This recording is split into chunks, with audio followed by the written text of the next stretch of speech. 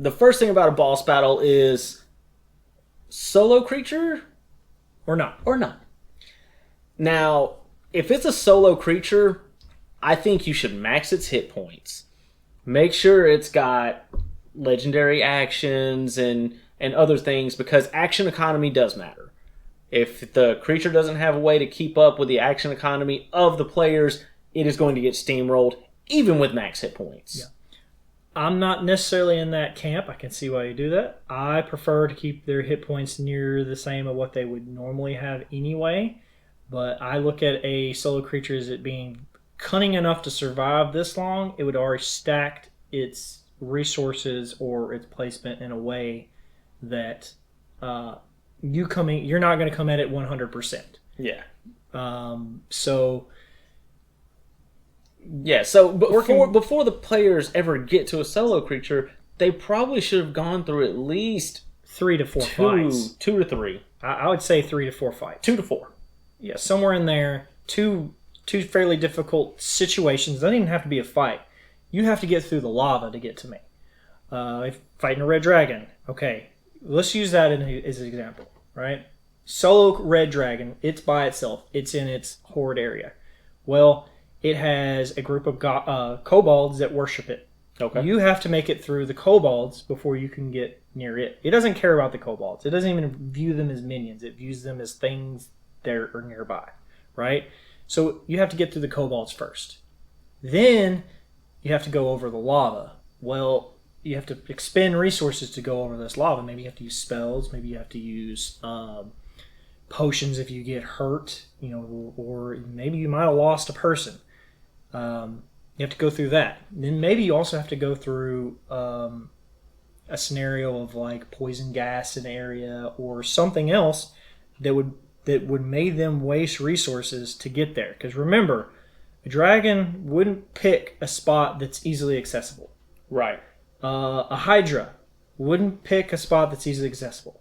A lich does not pick a spot that's easily accessible. Bosses, crazy big monsters, intelligent generals, they don't pick spots that are easily accessible. That's why they've lived for so long, or that's why they're so dangerous. Right. They are always playing a longer game.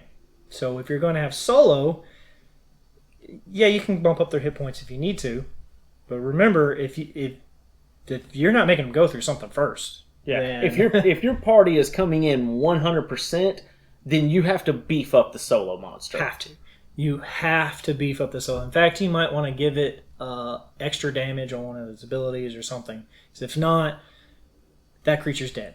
Player characters will 100% in 5th edition destroy a solo creature if both are coming in at 100%. Near the same challenge rating, by the way. You go too much above them, they'll probably get steamrolled. But within that 4 CR sway there, player characters come out on top if they have all their stuff. Yeah, I mean, not to mention, just even with like legendary actions, there's usually their action economy is still going to outweigh it. Yep. Which, I mean, I get it.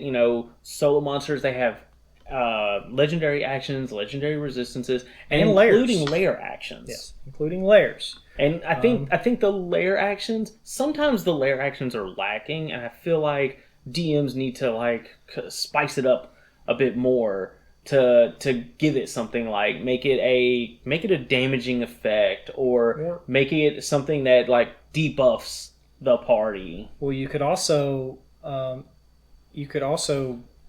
necessarily even change it. You can also change the way you talk about it or the way you present it.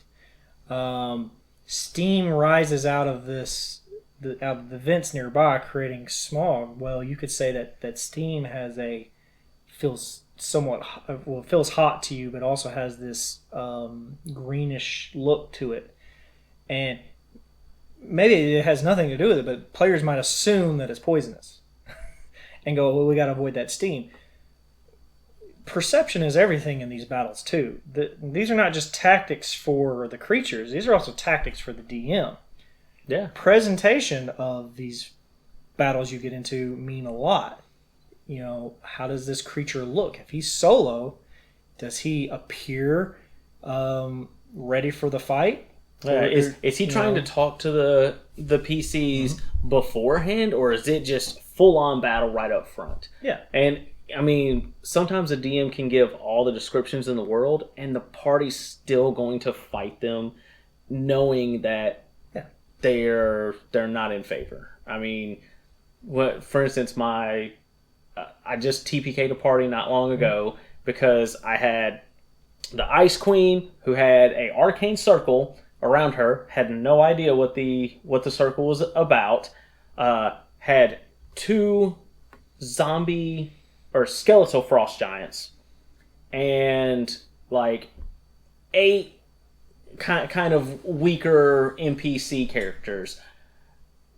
Even with the 5 characters knowing this, they still attacked her, even though she was like, "Are you ready to talk? Can we talk this over now? Why are you here? Who sent you?" No, we're here to kill you. Yeah, and that's another point. Does the boss battle have minions with it? And in this case, she does. And that's another way. Like, how does the boss use their minions? Are they walls of flesh? Are they support? Are they another piece of the puzzle to make the players stand down? Are they just there to do all the fight? Like, are these minions actually the ones doing the fighting, and the boss is not even going to acknowledge it? I'll just wait until see how this goes. Yeah, and let you wear them down. I mean, there is with those type of battles, you might not necessarily need to do as many fights beforehand. Right. You always want to do something because accessibility matters, but that adds a whole nother layer to it because now the boss knows 100% all the capabilities of its minions. It knows exactly what they can do and when they can do it and how best to use them. Every boss with a minion will know what these things can do. They are another weapon in their hand, right? Don't play any boss battle where they're dumb. Bosses are not generally dumb. They might be a dumb creature, but they're not dumb. Like for instance, a dragon most of the time is going to use its breath attack and fly away. And why wouldn't they? It's they can't do anything to me 300 feet in the air. Once I get my breath weapon back, I come back and I hit them again, and then fly back. And it's like, okay, well, we'll take a short rest. That thing's going to come back and breathe on you long before you ever get another short rest. Or in the case of being cornered in its lair, we can go back to the Red Dragon. The Red Dragon knows that there's only a few ways to access its hoard. It knows that for 100%.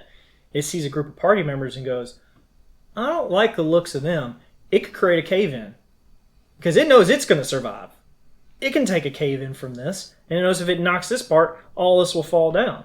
So why wouldn't a dragon say, I don't feel like doing this fight, knock that cave-in, that wall down, and close off that entrance and hopefully crush a couple of people on the way on there. And then if they happen to crawl out, well, they're only going to crawl out one at a time. I'll just eat them as they come. Yeah, and a red dragon's immune to fire, so why wouldn't it just sit in the lava and attack from there? Yeah. So, hey, you want to come fight me? Fine. Come sit in this lava. Or even take the lava with its claw and chunk it at. That can be its lair action. Could be. Its lair action is it throws lava on the party. Yeah, it splashes around, and it's using its environment to advantage. Boss battles don't have to use what is written on their sheet. Yeah, you can. They will go outside some stuff. Well, even then, they will go outside of what their norm would be to do certain things. You might actually, a ogre chieftain is the big boss. Its norm would not be to talk, right? You would never assume an ogre chieftain is going to do any talking. Well, maybe its tactic is to talk long enough, just long enough, for its other dumb brethren to come up and surround you and then kill you because it has no intention of leaving you alive. You're food. But its tactic is, hold on 1 second. Let's talk about this. We're just here for food, right? We'll stop all this ransacking if you just give us a few cows. And the players could be completely thrown off of it, but it's a tactic this ogre chieftain has probably used multiple times to get the do-gooders, the nice people, and the small squishy people to stop and go, oh, we can get out of this without dying. Well, He's smart. He's learned. He's cunning. That's why he's a boss. Yeah.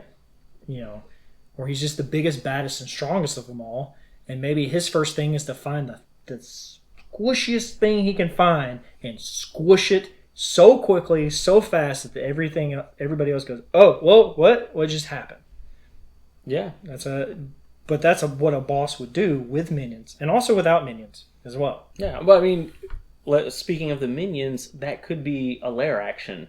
Is the dragon or whatever makes a sound, does some type of signaling for backup. Well, now on the lair action, hey.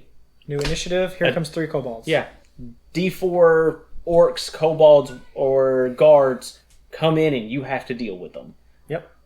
That it could be the lich in his lair. Lair action is he releases a couple of souls, and then you have some ghosts that float out from things he's trapped. You have to deal with the new summoned creatures in the fight, and they're going to use it. Why wouldn't they? Yeah. Right? I mean, that's a weapon in their arsenal, and if you're intending to kill them, they're going to do it. Here's the other thing. Most boss battles don't have to end in death as well. Yeah, because, they could get away to come fight another day. A lot of baddies will just run. They will not stand and fight. I've used a Rakshasa that way. In one of my way earlier campaigns, I had a Rakshasa that was building several instances, and he gets caught, and I made him run. He could kill some of the party members, but he was like, I don't want to do that. I want to run and keep this going. And that's what he did. He had them outmatched, but it's not worth the trouble. They will cut and run. If they get the chance, a boss will cut and run and live to fight another day. Oh yeah, that's like Peter Griffin and the chicken. Yeah. He always lives at the end of the battle to come back and fight him again another day. Slightly different from a cut and run. That's the resurrection kind of thing. I just meant the fact that he gets away, he comes back. But that goes into the double tap. Also, bosses will double tap. If they want you dead, they will make sure you're dead. It's like, they have a cleric over there that just is going to heal him up. Pop! You want to do that again? No. A vicious boss, which I ran Muriel in the campaign. I was going to do that against Chris's character in that, and I didn't get the chance to finish him off. I got a little cocky, which is what I played him up as he would, but I had Chris at 2 death saving throws, and what I should have done is just went dead. Bosses will definitely do that finish you off. One in the head, one in the chest. They don't want to deal with you ever again because you're in D&D. There is healing magic. There is resurrection. They will decapitate you sometimes and leave you for the next party member. They will eviscerate you. They will throw you in the lava. They will make sure you don't come back. Yes. So that is a for sure tactic. If a player character goes down, finish them. Yes. Or you could even use it as an opportunity if one of them's down and they know they're outnumbered. You got this, one goblin or orc. It's like, I'll kill him if you guys don't leave me alone. And it's like, what's the party going to do then? Mm-hmm. It's like, we could try and heal him, but he's basically holding an action to straight up murder this PC. If anything else happens, what's the story going to be like there? Right. And that is another tactic to use. All right. So to keep in mind, boss battles should always be epic. Right. Use every tactic, every weapon in their arsenal, every minion or every battlefield advantage that they can have. Don't make it bland. Don't make it a gray room with them being 20 feet apart. Yeah. Make every description matters. Every bit of that needs to be drawn and painted out and explained and really make the players enjoy this challenge, because every boss should be a challenge. No boss should die in 3 rounds unless the players have done something so smart and amazing. Then they won. DMs, be ready, because sometimes your players are going to outsmart you, and you just got to give them that win. That's right. If the players take the time to figure out how to avoid all of these things that the boss has put in the way, they have figured out how to trick these. They snuck around the guards. They cleverly, invisibility.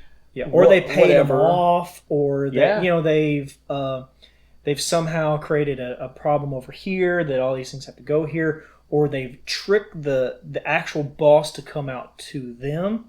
Let them have it. That is them actively using resources, actively using tactics and teamwork and story and role play to defeat a boss on their turf and on their advantage. And that's okay. If they took the time and effort to do it, let them have it. Yeah, work with them. Like, make that more of the challenge than to get there. Like, okay, yeah, you know where this red dragon is. You know how what you have to go to get to it, because you've done planning for it. How do we get the red dragon to leave its lair, because it is way more fortified and way stronger there? Let them figure out how to get that red dragon out. Maybe it might take a whole nother session for them to get to that boss battle, but that's okay. Would be worth it. Yeah, if they somehow trick that dragon to come out of the volcano top, and then they had players ready to somehow capture it in some weird net scenario, and then immobilize it, and then just start killing it there. Why not? Yeah. Maybe it's something the dragon did not expect. It's fun. But every boss battle always should be epic. Yeah. And hopefully these tips are going to help you guys have better combat encounters and more meaningful boss battles, or just better stories for your gaming table. Yeah, and a recommended read as well for you is The Art of War. And it's a classic book that every military academy typically makes their students read before they become part of it. Most generals have read it. It is easy to understand battlefield tactics, and you can easily use them in any of your combats, in the most basic sense and in the most complicated sense. And hopefully you'll enjoy it. Yeah. But if you guys like the content we're putting out, please like, share, and subscribe. And hit that little bell so you know when we drop some more videos for you. All right. Until then, guys, keep rolling them Nat 15s. Yeah. 15 is a great number.